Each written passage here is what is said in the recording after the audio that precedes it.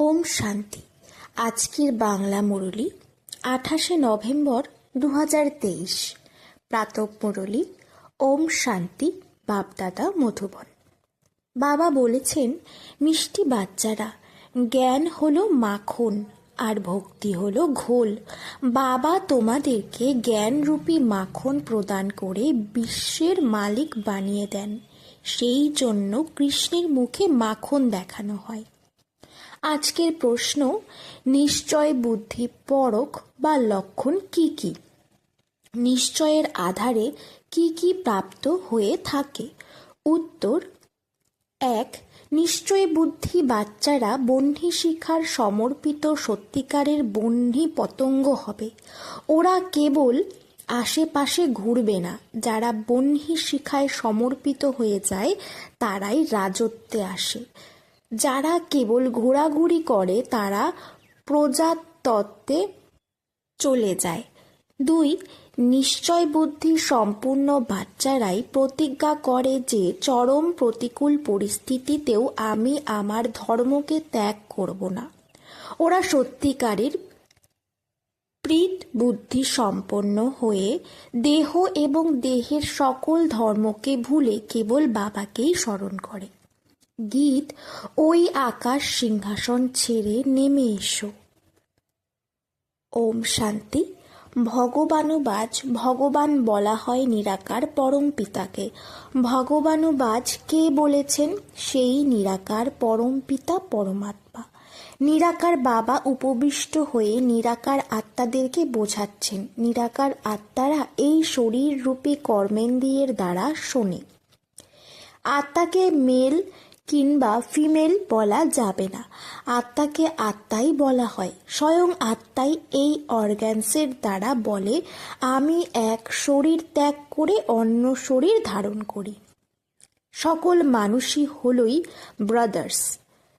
যখন নিরাকার পরমপিতা পরমাত্মার সন্তান সকলে, সেই হিসেবে সবাই পরস্পর হলো ভাই ভাই। আর প্রজাপিতা ব্রহ্মার সন্তান হিসাবে আমরা সবাই ভাই বোন। এটাই সর্বদা সবাইকে বোঝাতে থাকো। ভগবান হলেন রক্ষক। তিনি ভক্তদের ভক্তির ফল প্রদান করেন। বাবা বোঝাচ্ছেন, কেবল আমিই হলাম সকলের সদ্গতিদাতা। সকলকে শিক্ষক রূপে শ্রীমত দিই এবং সকলের সদ্গুরুও আমি। তার কোনো বাবা, টিচার কিংবা সদ্গুরু নেই। প্রাচীন ভারতের রাজযোগ কেবল এই বাবাই শেখান। কৃষ্ণ শেখায় না। কৃষ্ণকে বাবা বলা হয় না। তাকে দিব্যগুণধারী স্বর্গের রাজকুমার বলা হয়। পতিত পাবন সদ্গতিদাতা তো একজনকেই বলা হয়। এখন তো সকলেই দুঃখী, ভ্রষ্টাচারী এবং পাপী আত্মা। এই ভারতই সত্যযুগে দিব্য এবং শ্রেষ্ঠাচারী ছিল। তারপর এটাই ভ্রষ্টাচারী আসরিক রাজ্য হয়ে গেছে। তখন সবাই বলে, হে পতিত পাবন, তুমি এসে রাম রাজ্য স্থাপন করো। সুতরাং এখন এটা হলো রাবণ রাজ্য। যদিও রাবণকে দহন করা হয়, কিন্তু কোনো বিধান আচার্য পণ্ডিত রাবণকে জানে না। সত্য থেকে ত্রেতা পর্যন্ত রাম রাজ্য, আর দাপর থেকে কলিযুগ পর্যন্ত রাবণ রাজ্য। ব্রহ্মার দিন অর্থাৎ ব্রহ্মা কুমার কুমারীদের দিন এবং ব্রহ্মার রাত অর্থাৎ বিকেদের রাত। এখন রাত শেষ হয়ে দিন আসছে। বিনাশকালে বিপরীত বা প্রীতিহীন বুদ্ধির গায়ন রয়েছে। 3 রকমের সৈন্য রয়েছে। পরম পিতাকে most beloved godfather, ocean of knowledge ইত্যাদি বলা হয়। তাহলে তিনি অবশ্যই নলেজ দেবেন। তিনি হলেন সৃষ্টির চৈতন্য বীজ, সুপ্রিম সোল অর্থাৎ সর্বশ্রেষ্ঠ ভগবান। তবে তিনি সর্বব্যাপী নন। সর্বব্যাপী বললে তো তার নিন্দা করা হয়। বাবা বলছেন, গ্লানি করতে করতে ধর্মগ্লানি হয়ে গেছে এবং ভারত কাঙাল ভ্রষ্টাচারী হয়ে গেছে। এই রকম সময়ে আমাকে আসতে হয়। এই ভারতই হলো আমার বার্থ প্লেস বা জন্মভূমি। সোমনাথের মন্দির, শিবের মন্দির সব এখানেই রয়েছে। আমি আমার জন্মভূমিটাকেই স্বর্গ বানাই, তারপর রাবণ নরক বানায়। অর্থাৎ রাবণের মত অনুসারে চলে নরকবাসী আসুরিক সম্প্রদায় হয়ে গেছে। তারপর আমি তাদেরকে পরিবর্তন করে শ্রেষ্টাচারী দৈব সম্প্রদায় বানাই। এটা হলো বিষয় সাগর, ওটা হলো ক্ষীর সাগর। ওখানে সর্বদা ঘিয়ের নদী বইত। সত্য এবং ত্রেতা যুগে ভারত সর্বদা সুখী এবং সলভেন্ট বা সম্পত্তিবান ছিল, হিরে মানিকের মহল ছিল। এখন তো ভারত 100% ইনসলভেন্ট বা দেউলিয়া হয়ে গেছে। আমি এসেই 100% সলভেন্ট এবং শ্রেষ্টাচারী বানাই। এখন তো এতটাই ভ্রষ্টাচারী হয়ে গেছে যে নিজের দিব্য ধর্মটাকেই ভুলে গেছে। এখন বাবা বসে থেকে বোঝাচ্ছেন যে ভক্তিমার্গ হলো ঘোল আর জ্ঞান মার্গ হলো মাখন। কৃষ্ণের মুখেই মাখন দেখানো হয়, অর্থাৎ সেই নিশ্চয়ই বিশ্বের রাজা ছিল। লক্ষ্মীনারায়ণ বিশ্বের মালিক ছিল। বাবা এসে অসীমিতের উত্তরাধিকার দেন, অর্থাৎ বিশ্বের মালিক বানান, কিন্তু নিজে মালিক হন না। যদি মালিক হই তাহলে তো মায়ার কাছে পরাজিত হতেই হবে। মায়ার কাছে তোমরাই পরাজিত হও এবং তোমরাই আবার বিজয় লাভ করো। এই দুনিয়া 5 বিকারের মধ্যে ফেঁসে আছে। আমি এখন তোমাদেরকে মন্দিরে থাকার যোগ্য বানাচ্ছি। সত্যযুগ হলো অনেক বড় মন্দির, তাকে শিবালয় বলা হয়, অর্থাৎ শিব বাবার দ্বারা স্থাপিত স্থান। কলি যুগকে বেশ্যালয় বলা হয়। এখানে সবাই ভিখারি। বাবা এখন বলছেন দেহের সকল ধর্ম ত্যাগ করে নিজেকে আত্মারূপে অনুভব করে আমাকে অর্থাৎ বাবাকে স্মরণ করো। তোমাদের মতো বাচ্চাদের এখন বাবার সাথে প্রীতি রয়েছে। তোমরা আর অন্য কাউকে স্মরণ করো না। বিনাশকালে তোমরা পিত বুদ্ধি সম্পন্ন। তোমরা জানো যে পরমপিতা পরমাত্মাকেই শ্রী শ্রী 108 বলা হয়। 108-এর মালাও জপ করা হয়। উপরে রয়েছেন শিব বাবা, তারপর মাতা পিতা অর্থাৎ ব্রহ্মা সরস্বতী, তারপর আরও অনেক সন্তান যারা ভারতকে পবিত্র বানায়। রুদ্রাক্ষ মালার গায়ন রয়েছে। রুদ্র যজ্ঞও বলা হয়। এটা অনেক বড় রাজস্ব, অশ্বমেধ অবিনাশী যজ্ঞ, অনেক বছর ধরে চলছে। যত ধর্ম ইত্যাদি রয়েছে সব এই যজ্ঞে বিনাশ হয়ে যাবে, তবেই এই যজ্ঞ সম্পূর্ণ হবে। এই হলো অবিনাশী বাবার অবিনাশী যজ্ঞ। এতে সব কিছু সোয়াহা হয়ে যাবে। অনেকে জিজ্ঞেস করে যে বিনাশ কবে হবে। আরে, যে স্থাপন করে তাকে তো আবার পালনও করতে হয়। এটা হলো শিব বাবার রথ। শিব বাবা এই রথের সারথি। এছাড়া আর কোনো ঘোড়া গাড়ির ব্যাপার নেই। ওরা তো বসে বসে ভক্তিমার্গের বিভিন্ন জিনিস বানিয়েছে। বাবা বলেন আমি এই প্রকৃতিকে আধার নিয়ে থাকি। বাবা বোঝাচ্ছেন প্রথমে অব্যভিচারী ভক্তি ছিল, পরে কলিযুগের অন্তিমে একেবারে ব্যভিচারী হয়ে গেছে। তারপর বাবা এসে মাখন প্রদান করেন, কিন্তু রাবণ রাজ্যে আবার ঘোল শুরু হয়ে যায়। এইগুলি সব বোঝার বিষয়। নতুন বাচ্চারা তো এসব বিষয় বুঝবে না। পরমপিতা পরমাত্মাকেই জ্ঞানের সাগর বলা হয়। বাবা বলছেন এই ভক্তিমার্গের দ্বারা কেউই আমাকে পায় না। আমি যখন আসি তখনই আমি ভক্তদের ভক্তির ফল দিই। আমি লিবারেটর বা মুক্তিদাতা হয়ে সবাইকে দুঃখ থেকে মুক্ত করে শান্তিধাম এবং সুখধামে নিয়ে যাই। নিশ্চয় বুদ্ধি বিজয়ন্তী, সংশয় বুদ্ধি বিনাশন্তী। বাবা হলেন জ্যোতি। কোনো কোনো পতঙ্গ তাতে সম্পূর্ণ অর্পিত হয়ে যায়। কেউ কেউ আবার তার চারপাশে ঘোরাঘুরি করে চলে যায়, কিছুই বুঝতে পারে না। যেসব বাচ্চারা অর্পিত হয়ে যায় তারাই বুঝতে পারে যে আমরা বরাবর বেহদের বাবার কাছ থেকে অসীম জগতের উত্তরাধিকার পাই। যারা কেবল ঘোরাঘুরি করে চলে যায় তারা তো ক্রমানুসারে প্রজা হবে।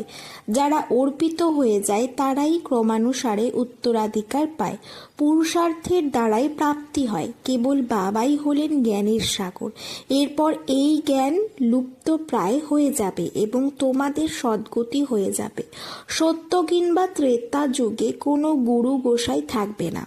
এখন সবাই সেই বাবাকে স্মরণ করে, কারণ তিনি হলেন ওশান অফ নলেজ। তিনি সকলের সদ্গতি করেন। তারপর হাহাকার বদ্ধ হয়ে জয় জয়কার হয়ে যাবে। তোমরা সৃষ্টির আদি মধ্য অন্তকে জানো, তাই তোমরা এখন ত্রিনেত্রী ত্রিকালদর্শী হয়েছ। তোমরা এখন রচনা ও রচয়িতার সমস্ত জ্ঞান শুনছ। এগুলো কোনো সংশয় সম্পন্ন কথা নয়। গীতা আসলে ভগবানের গাওয়া, কিন্তু এতে কৃষ্ণের নাম দিয়ে খণ্ডন করে দিয়েছে। বাচ্চারা, তোমাদেরকে এখন সকলের কল্যাণ করতে হবে। তোমরা হলে শিব শক্তি সেনা। বন্দে মাতরম গান করা হয়। বন্দনা তো কেবল পবিত্র আত্মার করা হয়। কন্যা পবিত্র হওয়ায় সবাই তার বন্দনা করে, কিন্তু শ্বশুর গৃহে গিয়ে যখন বিকারী হয়ে যায় তখন সে সকলের কাছে মাথা নত করে। সব কিছু পবিত্রতার ওপরেই নির্ভরশীল। ভারতে পবিত্র গৃহস্থ ধর্ম ছিল, এখন অপবিত্র গৃহস্থ ধর্ম হয়েছে। কেবল দুঃখ আর দুঃখ। সত্যযুগে এই রকম হয় না। বাবা বাচ্চাদের জন্য হাতে করে স্বর্গ নিয়ে এসেছেন। ঘর গৃহস্থী থেকেও বাবার কাছ থেকে জীবন মুক্তির উত্তরাধিকার নিতে পারো। বাড়ি ঘর ত্যাগ করার কোনো ব্যাপার নেই। সন্ন্যাসীদের নিবৃত্তি মার্গ একেবারে আলাদা। এখন বাবার কাছে প্রতিজ্ঞা করতে হবে, বাবা আমি পবিত্র হয়ে অবশ্যই পবিত্র দুনিয়ার মালিক হব। এরপর চরম প্রতিকূল পরিস্থিতিতেও ধর্ম ত্যাগ করা যাবে না।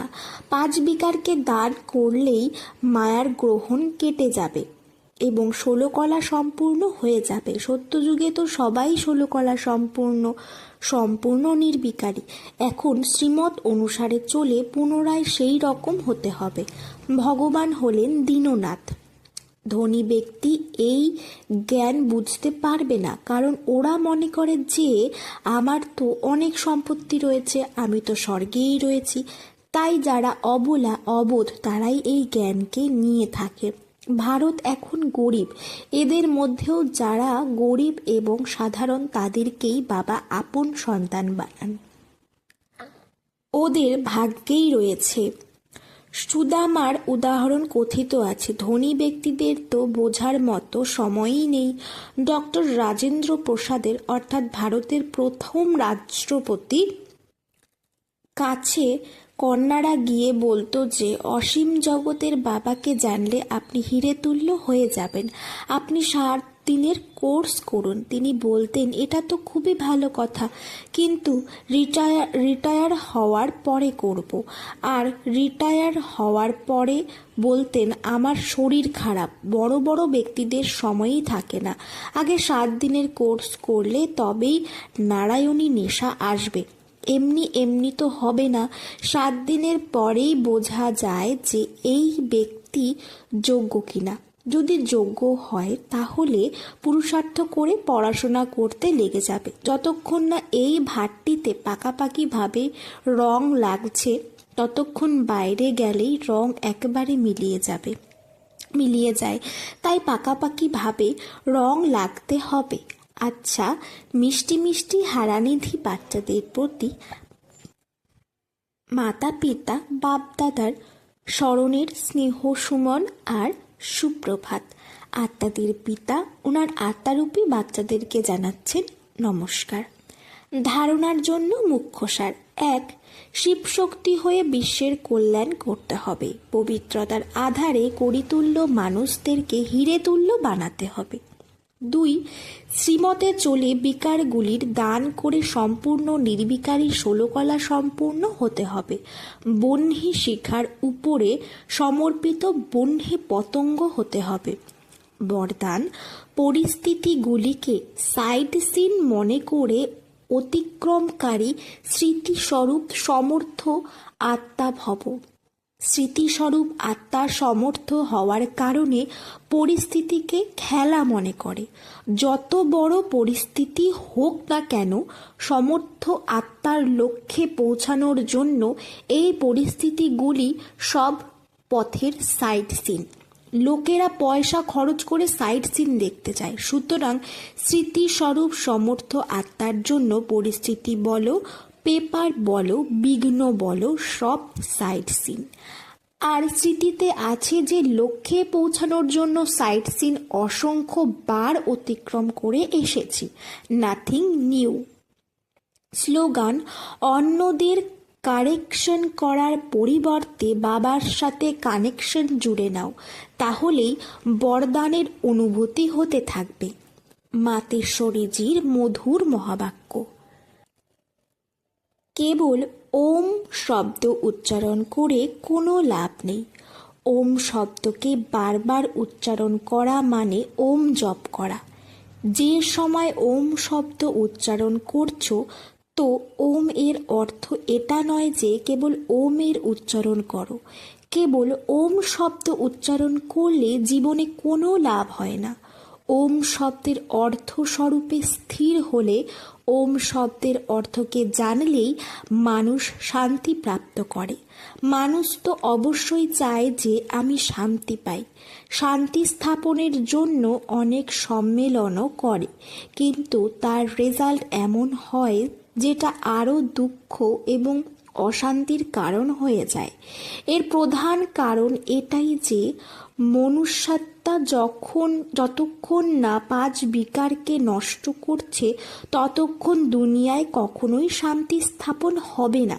সুতরাং প্রত্যেক মানুষকে আগে নিজের 5 বিকারকে বশীভূত করতে হবে এবং পরমাত্মার সাথে নিজের অর্থাৎ আত্মার সংযোগ স্থাপন করতে হবে, তাহলেই শান্তি স্থাপন হবে। তাই মানুষ নিজেই নিজেকে প্রশ্ন করুক যে আমি কি আমার 5 বিকারকে নষ্ট করেছি, ওদের উপরে বিজয়ী হওয়ার চেষ্টা করেছি। যদি কেউ জিজ্ঞেস করে যে আমি আমার 5 বিকারকে কিভাবে বশ করব, তখন তাদেরকে বলা হয় যে প্রথমে জ্ঞান এবং যোগের ধূপ জ্বালাও। সেই সঙ্গে পরমপিতা পরমাত্মার মহাবাক্য হল, আমার সাথে বুদ্ধি যুক্ত করে আমার শক্তি নিয়ে আমাকে অর্থাৎ সর্বশক্তিমান প্রভুকে স্মরণ করলে বিকারগুলো ক্রমশ দূর হতে থাকবে। এখন এতখানি সাধনা চাই যে স্বয়ং পরমাত্মা এসে আমাদেরকে শেখাচ্ছেন। আচ্ছা, ওম শান্তি।